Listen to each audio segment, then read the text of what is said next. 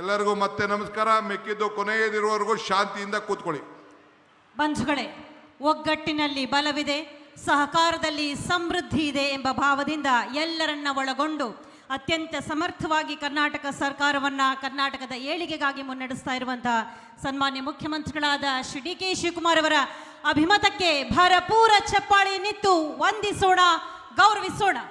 ಬರಲಿ ಚಪ್ಪಾಳಿಯ ಗೌರವ ವಂದನೆ. Thank you, Honorable Chief Minister of Karnataka, Shri D.K. Shivkumar.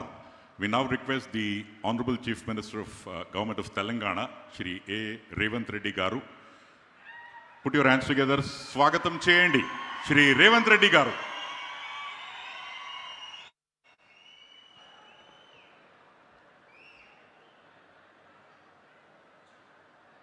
Tungabhadra dam గేట్ల పునరుద్ధరణ కార్యక్రమాన్ని ఏర్పాటు చేసి సభాధ్యక్షత వహించిన మిత్రులు,